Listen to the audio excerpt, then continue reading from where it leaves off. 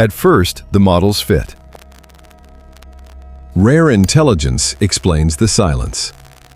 Most worlds simply never reach complex life before extinction or biological failure removes the possibility entirely. Earth appears late too. The timeline aligns cleanly for a while.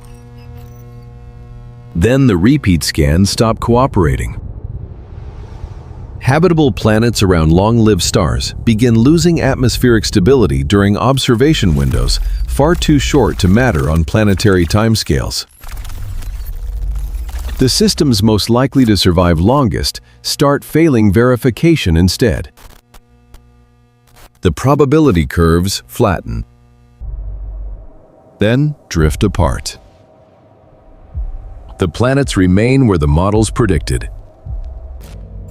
Only the futures disappear from them.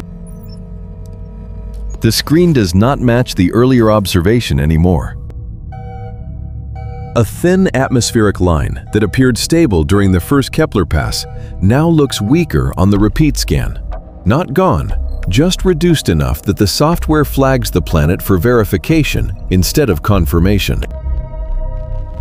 The transit data shifts again on the next observation. At first, it looks like instrument noise, a calibration drift, something small inside the detection process itself. But the same pattern appears across multiple passes. The atmosphere is changing while scientists are still watching it. That is not how habitable planets are supposed to behave. There is a brief pause in the analysis because habitable worlds are not supposed to fluctuate this fast. The temperature stays within range. Liquid water survives. The atmosphere is supposed to remain stable for millions of years. But these do not. Kepler planets are losing stable atmospheres. One scan shows a stable atmosphere. The next shows the pressure thinning where it should still be holding. A planet can still look intact while slowly becoming unable to support complex life. What makes the failure unsettling is how ordinary it looks. No collision, no visible catastrophe, just gradual atmospheric decay appearing inside repeat measurements across planets that were already considered viable. Each new observation removes more planets from the stable category. Intelligence may not be the rare thing. Stable worlds might expire first. The map keeps widening. One unstable world becomes 3. Then, entire sections of older stellar regions begin thinning out across the survey data. Habitable candidates still appear there, but fewer of them survive repeat verification long enough to remain classified as stable. The pattern is no longer random. A galactic age map slides across the screen. Younger regions still carry scattered habitable markers. Older regions fade thinner and thinner as the image moves inward across ancient stellar populations. The map should look denser there. Older should mean more advanced. Some of these regions had billions of extra years for civilizations to appear and spread. Time should have helped them. The oldest regions in the galaxy should contain the largest concentration of long-surviving worlds. Instead, they look emptier. Older Kepler worlds keep failing verification. The focus shifts almost automatically. The problem is no longer one atmosphere weakening on one distant planet. The pattern keeps repeating across regions that should have had the greatest advantage. At first, the silence looked accidental. Now, it starts feeling procedural. The stable candidates thin out the farther the map moves into older galactic territory, as though survivable conditions slowly disappear before civilizations can fully spread through them. Time stops looking like an advantage. More time may not mean more safety. It may simply mean more chances for the window to close.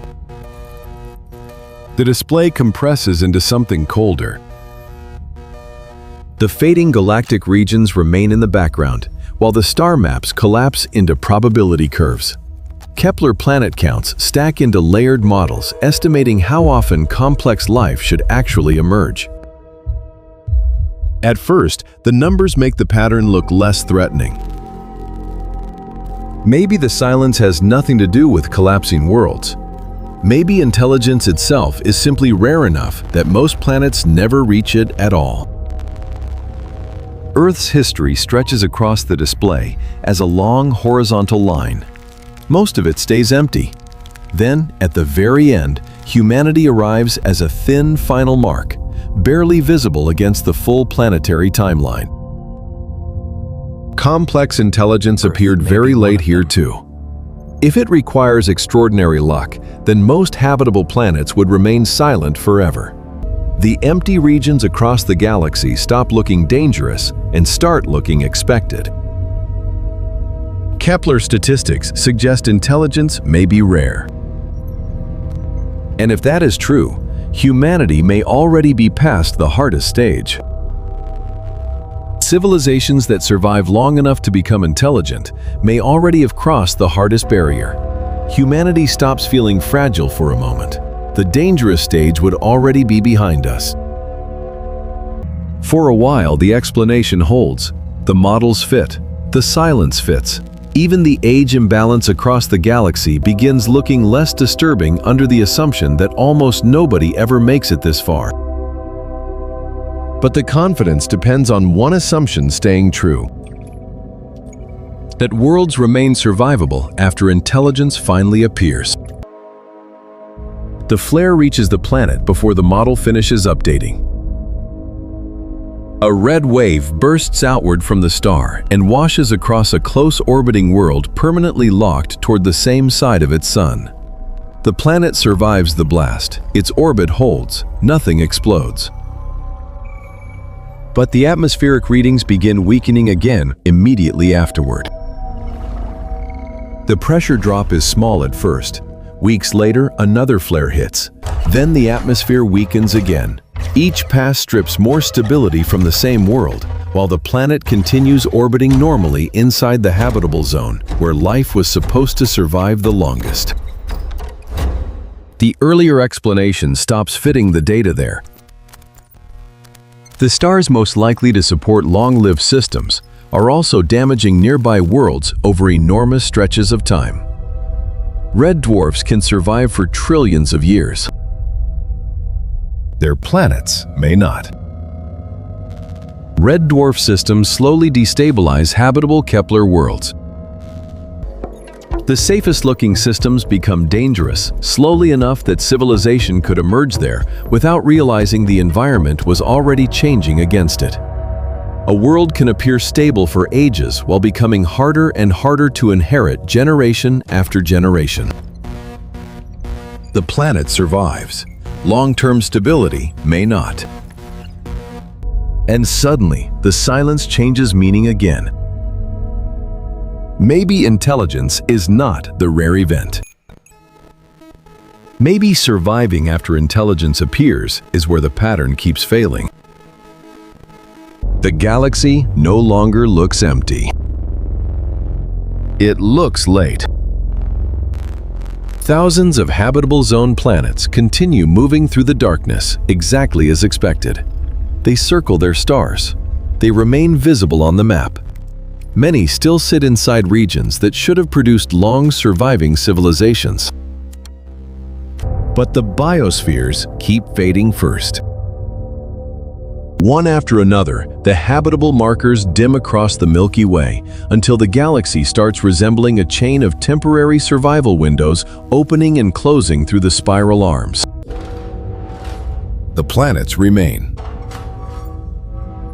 Their futures do not. The earlier observations align for the first time. The unstable atmospheres, the silent older regions, the worlds that looked habitable long enough for intelligence to begin, but not long enough for civilizations to spread beyond them. The opening decay was not unusual. It was the pattern. If civilizations could expand fast enough, the silence should eventually break somewhere across the galaxy. Signals would spread, stable systems would accumulate, the emptiness would slowly disappear over time. Instead, planetary decay keeps moving faster than expansion. Intelligence may emerge inside expiration windows. Earth may be one of them. A dark galactic map fills the screen. Thousands of worlds remain physically present, while their habitable periods fade out one by one across the spiral arms. Then the image stops moving. Nothing changes. And that stillness feels temporary too.